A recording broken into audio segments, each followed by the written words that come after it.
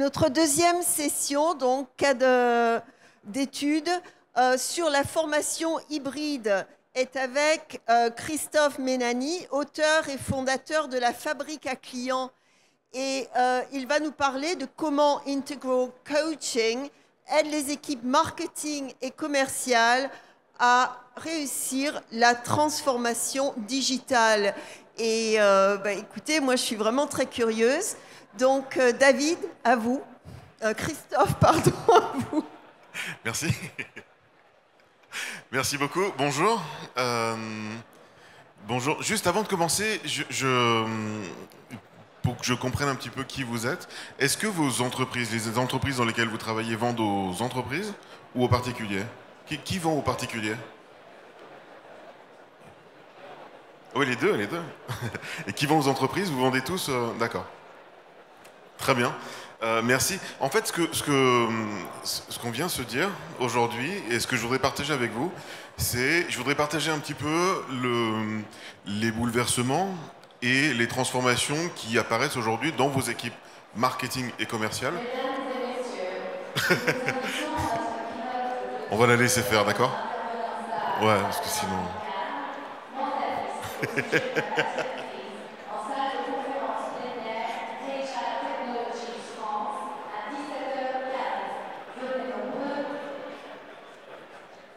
Allez.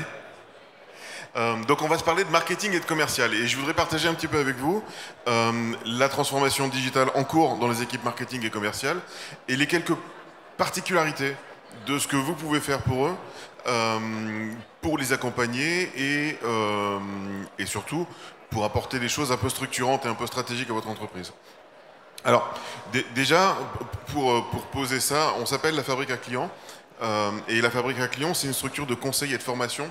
On accompagne les entreprises et les dirigeants. On a formé pendant les 2 années qui viennent de passer un peu plus de 1000 personnes dans les entreprises et des individus.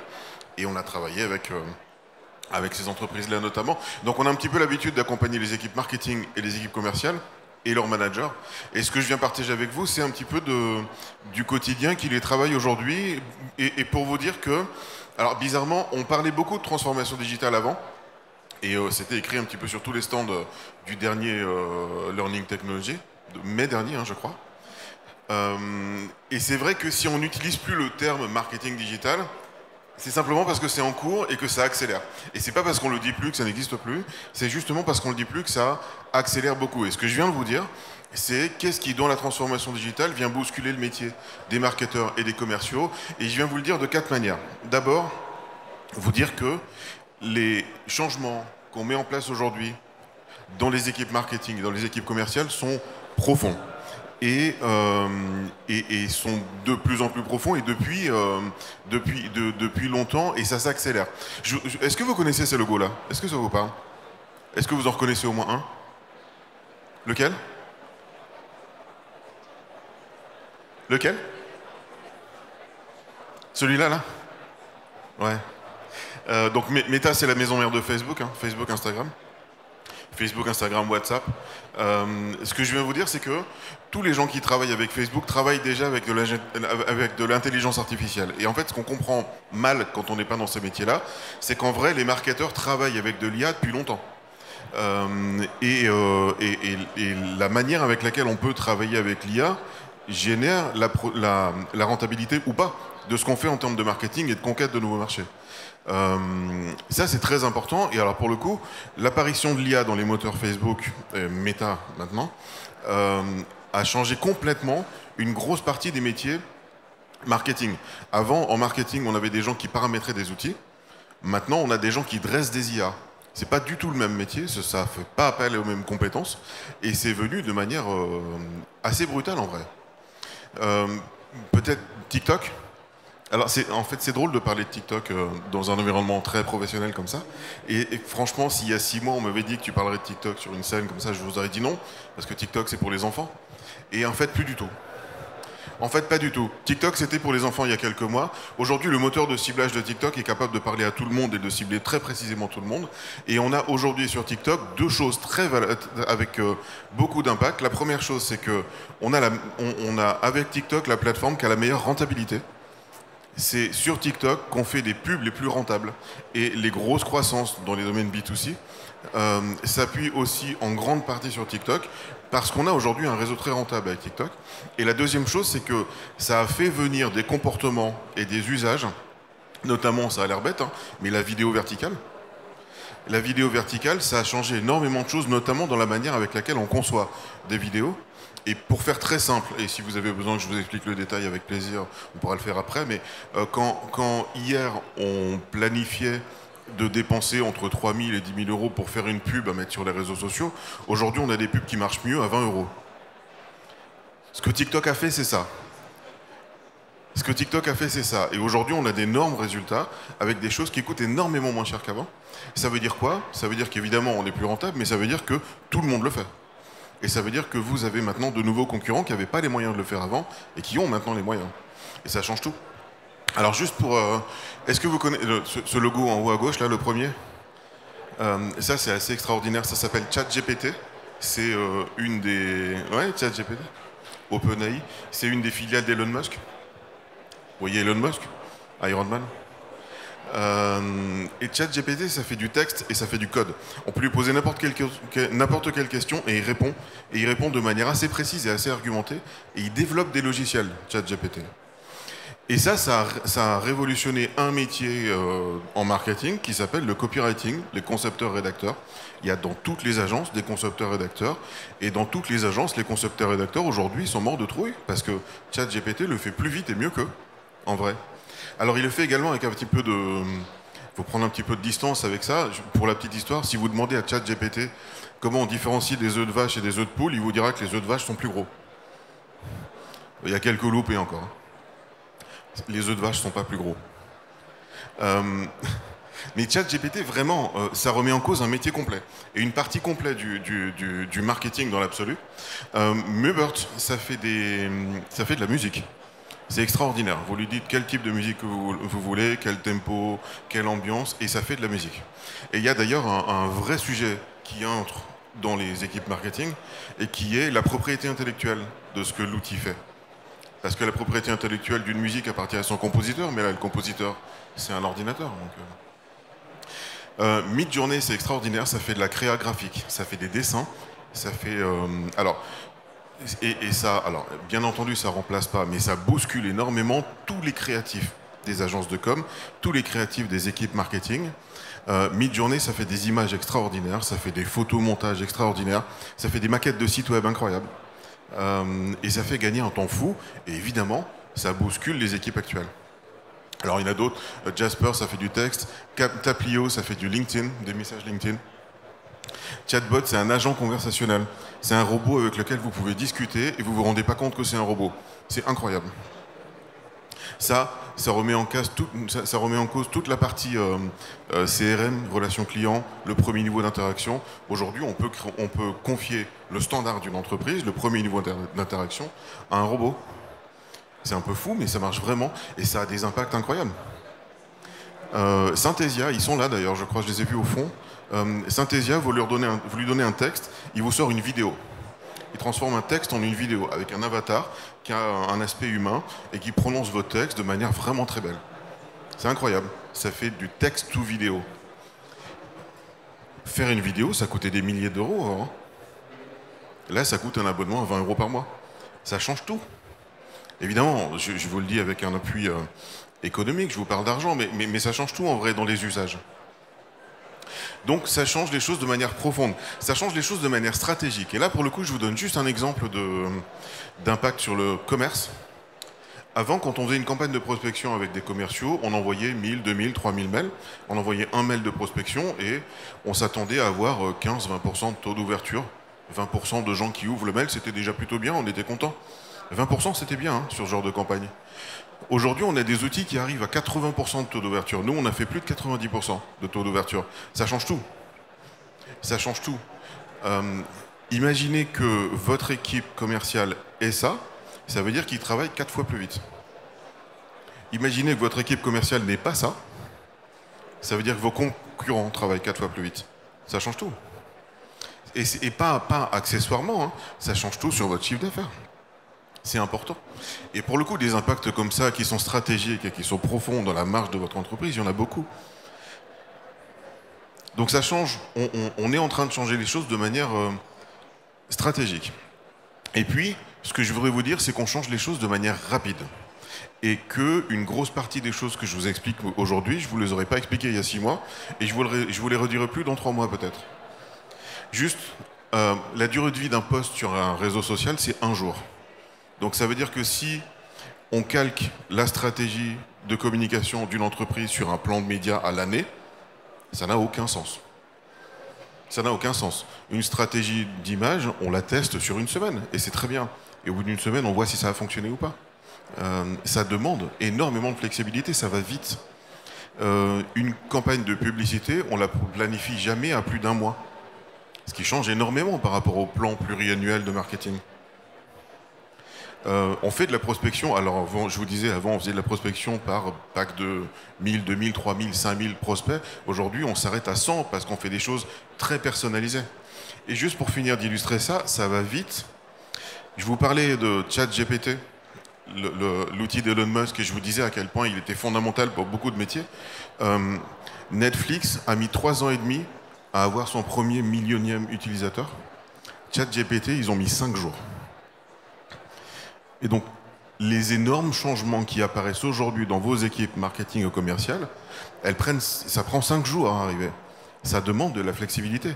Juste pour la petite histoire, on trouve une vidéo du fondateur de ChatGPT, d'OpenAI, et qui est interrogé par une journaliste et qui lui dit « Mais c'est quoi le business model? Comment vous allez le vendre, ça ?» Il y a quelques années. Et lui, il répond « On va d'abord le développer, et puis on lui demandera quel est le business model quand ce sera prêt. » Donc évidemment, tout le monde se moque, mais il avait raison. Ils ont trouvé le business model hein, en 5 jours. Quand on a plus de quelques millions d'utilisateurs, on le trouve, le business model. Et ChatGPT leur trouve le business model. Donc ça va vite. Ça va vite. Et évidemment, des plans annuels stratégiques n'ont pas tellement de sens dans ce domaine-là.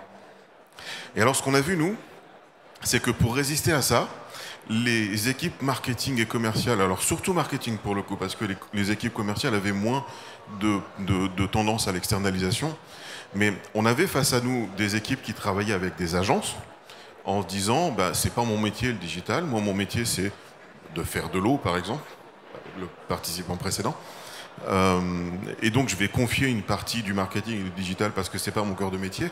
Et à l'époque on se disait, juste pour marquer un peu les esprits, on se disait attention, le digital arrive, la preuve, Fnac.com est bientôt un des plus gros magasins de Fnac. Et c'était marquant pour tout le monde. On se disait quand même un site web plus gros qu'un magasin. Aujourd'hui, Fnac.com, c'est une grosse partie des magasins Fnac. Et plus personne n'a de doute sur le fait que c'est important. Et bien comme c'est important et qu'on a face à nous des outils nouveaux, qu'on a besoin d'être réactifs, comme on a accès à des nouvelles solutions de service rapidement, comme on a besoin d'aller vite et qu'on a besoin de flexibilité et que tout le monde a compris l'importance du digital. Il n'y a plus une entreprise qui vous dit le digital, on verra ça demain. Plus personne ne met en doute l'intérêt du digital pour accélérer les choses. On a face à nous des entreprises qui ont tendance à l'internalisation, qui ont tendance à dire « Ok, le digital, ça devient mon métier, donc je le prends avec moi. Je ne peux plus l'externaliser autant. » Et vous l'avez peut-être vu, vous, si vous êtes RH et que vous accompagnez des entreprises, on a des entreprises qui font grossir leur équipe marketing parce qu'ils ont besoin de maîtriser. Ils ont besoin de maîtriser en interne et c'est devenu leur cœur de métier. Le digital est devenu leur cœur de métier. Si on avait dit il y a quelques années que le digital deviendrait le cœur de métier de la Fnac, personne n'aurait su. Le site web devient le cœur de métier de la Fnac. Personne n'aurait dit oui. La Fnac, c'était un vendeur, c'était un logisticien. À la base, c'était une agence de voyage. Mais pas le site web. Mais aujourd'hui, c'est totalement logique. Alors, ce qu'on sait, c'est que dans un environnement qui va aussi vite, aussi profondément et aussi brutalement, ce qu'il faut faire, c'est essayer. À la question, est-ce que cette stratégie est bonne? La réponse est, ça se teste. À la question, est-ce que ce message va fonctionner? La réponse, c'est, ça se teste. À la question, qu'est-ce qu'il faut cibler quand on fait une campagne de pub? La réponse, c'est, tu mets 20 € sur Facebook et t'essayes. Et donc, on a dans les équipes marketing et dans les équipes commerciales une dynamique de test and learn. Il faut essayer. Il faut essayer, il faut apprendre, il faut éliminer ce qui n'a pas marché, et puis il faut recommencer. Et là aussi, hein, on est d'accord que les plans pluriannuels n'ont aucun intérêt là-dessus. On fixe un objectif et on essaye tous les jours de trouver la bonne manière. S'il y a un nouvel outil qui arrive, on le teste. Il faut absolument tester les nouveaux outils qui arrivent. Pas parce qu'ils sont tous bien, mais parce qu'il ne faut pas que les concurrents attrapent celui qui est bien et que nous, on ne l'ait pas attrapé. C'est important. Et donc, comment on fait du test and learn dans une équipe marketing? Le test and learn pour les commerciaux, c'est quoi? Il y a maintenant dans les équipes commerciales, alors surtout dans les environnements B2B, de nouveaux métiers. Vous avez peut-être entendu parler de SDR, le Sales Development Representative. Pardon pour l'accent, je fais au mieux. Et qui sont en fait des gens qu'on appelait avant des chasseurs, mais qui sont des gens qui vont tester des outils et des accroches tous les jours. Et qui ont comme ça une démarche de lab et qui testent tous les jours. Et les meilleurs prospecteurs dans les entreprises sont des gens qui améliorent sans cesse leur campagne de prospection et qui les mettent à jour sans cesse, qui sont dans une démarche de test and learn. Ça a tout changé dans les équipes commerciales. On a des gens qui font ça et qui se rapprochent d'ailleurs de nos métiers techniques et de nos métiers créa. On a, vous avez peut-être entendu parler de growth hacking. Et on a maintenant dans les équipes commerciales des gens qui sont autant commerciales que techniciens et qui vont chercher à manipuler la machine pour atteindre des objectifs rapidement et plus rapidement que les autres. Et techniquement, les entreprises dans lesquelles ces gens-là sont les meilleurs sont les entreprises qui vont le mieux et qui se développent le plus vite. C'est aussi corrélé que ça. Pour les marketeurs, je vous ai dit à quel point on avait énormément d'outils. On a, juste pour vous donner un exemple, on a maintenant des outils qui font de l'échange et qui conversent automatiquement avec les gens et qui prennent directement les rendez-vous avec les commerciaux. Avant, les marketeurs dans une équipe B2B, ils faisaient de la pub, ils faisaient de l'inbound marketing, si vous avez entendu parler de ça, et ils faisaient en sorte de confier aux commerciaux les coordonnées de gens potentiellement intéressés en disant, voilà, lui a téléchargé quelque chose chez nous, rappelle-le, il a l'air intéressant. Maintenant, les marketeurs vont beaucoup plus loin, conversent automatiquement et prennent les rendez-vous directement pour les commerciaux. Ça change tout.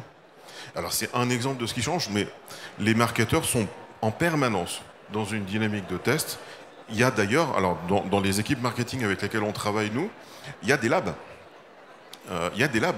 Ils ont tous des sites à part, ils ont tous des campagnes de communication qui tournent pour essayer. Ils ont réellement une activité de lab, de laboratoire, de lab. Et ça a tout changé. Ce qu'on avait vu changer il y a quelques années dans les équipes marketing, c'est que comme les réseaux sociaux s'arrêtent jamais, on a vu apparaître dans les plus grosses équipes marketing des fonctionnements en astreinte, ce qui était déjà une folie. Des marketeurs d'astreinte. Et quand il y a une crise sur Twitter, c'est la nuit. Hein. Et donc il faut que les marketeurs soient sur le coup. Maintenant, on a dans les équipes marketing vraiment des labs, des gens qui testent. Et pour les managers, alors je vais vous le dire très simplement parce qu'on l'a tous déjà beaucoup dit, mais les métiers sur lesquels on travaille aujourd'hui n'existaient pas il y a quelques années et les métiers qui existeront dans quelques années n'existent pas encore.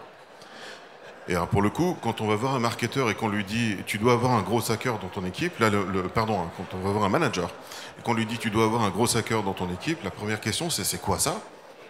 Quel outil je lui donne? Comment je le manage? Comment je fais sa fiche de poste? Comment je sais lui donner des objectifs?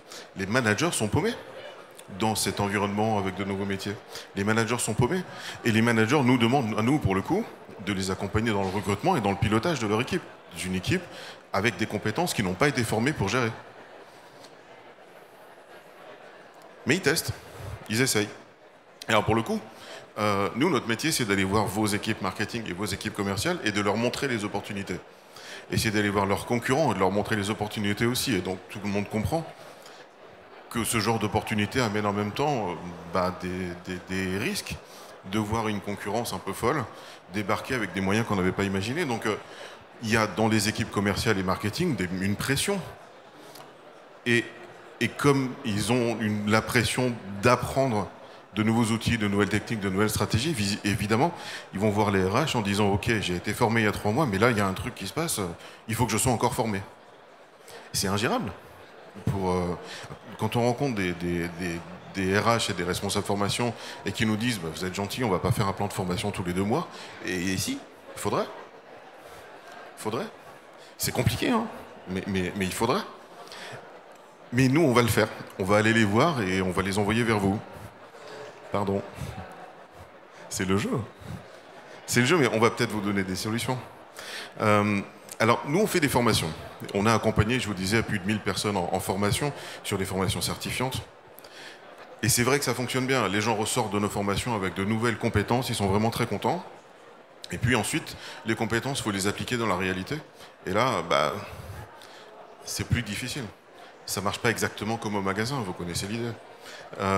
Et puis en plus, une fois qu'on sort de formation, on sait, dans nos domaines, on sait qu'au bout de 6 mois, ce qu'on a appris il y a 6 mois, on en a un doute. On ne sait pas si c'est obsolète, mais au moins on doute. Et quand on doute de ses compétences, on n'est pas opérationnel de la même manière. Donc la formation, elle a cette limite-là, qui est que la formation en tant que telle, sans l'appliquer dans votre cas, sur vos clients, avec vos outils, avec vos produits, vendre vos produits à vos clients avec ce qu'on vous a appris, ça n'a pas de sens. Et il manque quelque chose. Alors nous, on fait également du coaching. Alors du coaching sur des hard skills. On ne fait pas de soft skills, ce n'est pas notre sujet. Mais on accompagne des équipes marketing et des équipes commerciales sur leurs objectifs et on leur dit, bah voilà, pour tenir l'objectif qu'on t'a donné, il faut que tu ailles faire une campagne Facebook là-dessus et il faut que tu le fasses de cette manière-là. Et si on fait du coaching sans formation, le coaching sans formation, c'est maintenant tu vas sur TikTok. Super. Comment je fais? C'est un peu comme si je vous dis, si vous voulez conquérir le marché chinois, bah, il faut parler chinois. Merci, bonsoir. Ça n'a pas de sens. Le coaching sans formation, le coaching sans fond, sans outils, ça a moins de sens. Alors pour le coup, à la question comment on aide les équipes marketing et les équipes commerciales à tenir leurs objectifs, et vous me voyez à peu près venir, on les aide en fait, en les accompagnant d'abord avec du partage d'expérience. Le partage de connaissances théoriques n'a aucun sens dans notre domaine. Apprendre de quelqu'un qui l'a appris théoriquement et qui n'est qu'un formateur n'a aucun sens. Ça n'apporte rien. En revanche, apprendre de quelqu'un qui le fait tous les jours, qui l'a déjà fait, qui a eu des résultats, ça a du sens. Ça fonctionne. Comment on accompagne les commerciaux et les marketeurs? On les accompagne en continu. On leur donne la formation, l'information, l'outil dont ils ont besoin au moment où ils en ont besoin. Pas dans le cadre d'un plan réfléchi. Tout à l'heure, j'entendais que la société qui vient de passer a réfléchi à son plan en mai pour le déployer en 2023. On ne peut pas faire ça. Ça n'a pas de sens. Si vous faites accompagner vos commerciaux et vos marketeurs, faites-le faire par des professionnels, par des gens qui partagent leur expérience et qui sont sur le terrain. Faites-le faire en communauté. Le côté communautaire de nos métiers, c'est comme ça que ChatGPT a mis 5 jours à se développer. C'est parce qu'on se l'est dit en fait. On se l'est passé. C'est comme ça qu'on sait qu'il y a des choses qui fonctionnent et des choses qui ne fonctionnent pas. Parce qu'on se l'échange. Faire partie d'une communauté et l'économie de l'open source, c'est ce qui marche le mieux dans nos domaines à nous. C'est le fait de partager ce qui fonctionne et ce qui ne fonctionne pas. Donc la meilleure manière d'accompagner les marketeurs et les commerciaux, c'est de les faire participer à une communauté d'entraide qui partage les bonnes informations. Et évidemment, si vous leur donnez de l'information ou de la formation dans le digital, faites en sorte que ce soit à jour. À jour, c'est rapide, hein, c'est dans pas longtemps. Et faites en sorte que ce soit appliqué, faites en sorte que ce soit mis en place tout le temps. Pardon. Il me reste 4 minutes, c'est ça? Donc nous, on fait ça. Nous, on accompagne les marketeurs et les commerciaux et on met en place ce genre de feuille de route. Avec, voilà, l'objectif du mois 2, c'est plus 10% de fans sur TikTok. Donc ça veut dire... Il y a un trou. Ça veut dire suivre la formation là, suivre cette formation, participer à un atelier, faites-le en vrai. Et puis, travaillez vraiment. On le fait en vrai, et on le fait, nous, dans le cadre de programmes qu'on appelle intégral coaching, parce que ça signifie que dans une démarche de coaching régulier, on intègre l'ensemble des choses dont on a besoin. Donc on intègre évidemment du coaching, on intègre du sur-mesure personnalisé sur les objectifs business des entreprises. Vous voulez conquérir en marché, c'est comme ça qu'on va calculer le programme de coaching. Des formations, une communauté, on a aujourd'hui dans la communauté plus de 1200 personnes qui partagent. Et évidemment, on crée des groupes pour partager des informations confidentielles quand c'est nécessaire. On a des ateliers en live. Les gens qu'on accompagne participent à des ateliers en live tous les jours. Tous les jours, on aborde un nouveau moyen de développer une campagne de com, une campagne de mail. Tous les jours, on fait ça. Et tous les jours, on le fait en vrai, en live. On intègre également du support. Parce que quand on est devant Facebook et qu'on se dit « mince, je ne me souviens plus », il faut pouvoir appeler quelqu'un. La hotline, c'est aussi simple que ça. Hein. Mais la outline, c'est la différence entre un truc qui a marché et un truc qui n'a pas marché. Je me souviens pas, allez, je vais cliquer là, je ne sais plus. Voilà. On a une bibliothèque qui aide beaucoup les gens. Donc on met en place une bibliothèque de guides pour que les gens puissent se référer à des PDF en disant voilà, comment on crée une campagne Facebook, comment on crée un compte Twitter, comment on met en place une vidéo, voilà, pas à pas. Et évidemment, on peut faire du conseil pour faire de la stratégie. Et pour le coup, ce qu'on fait nous, c'est qu'on intègre en fonction des objectifs des entreprises, dans un contrat et un programme assez simple, eh ben, les modalités dont on a besoin pour accompagner les gens au mieux, en continu et selon leurs objectifs à eux. Et pour le coup, alors, juste pour partager un échange qu'on a eu avec un client il n'y a pas très longtemps, et qui est DRH, lui me dit pour le coup, j'avais beaucoup de mal à recruter avant ça.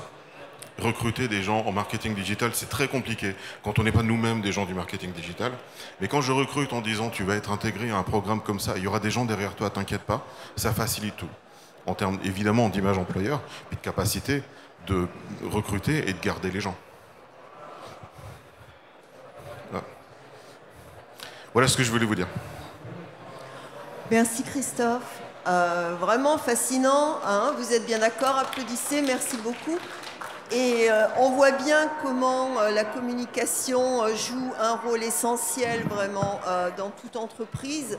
Et nous avons vu tout à l'heure avec SOR et Good Habits comment en fait approcher la thématique avec une communication pour ancrer l'engagement des apprenants. Et là, franchement, vous voyez très bien comment une formation est continuer grâce au coaching. Hein, je crois que toute personne qui engage dans une formation, souvent, après la formation, on se retrouve tout seul et parfois, en fait, ça ne change pas nos habitudes, ça n'a aucun impact sur notre rôle, alors que si on fait du coaching derrière et qu'il y ait quelqu'un qui est là pour vous encadrer, pour vous guider, ça fait toute la différence. Donc bravo Merci beaucoup. Christophe. Et 1000 clients en un an, c'est déjà pas mal. Hein? Il est coupé mon micro? Non, il n'est pas coupé. Merci beaucoup. On s'appelle La Fabrique à Clients. On est au stand K40. L'intervenant précédent avait du champagne. Nous, on a des chouquettes. On en parle avec plaisir.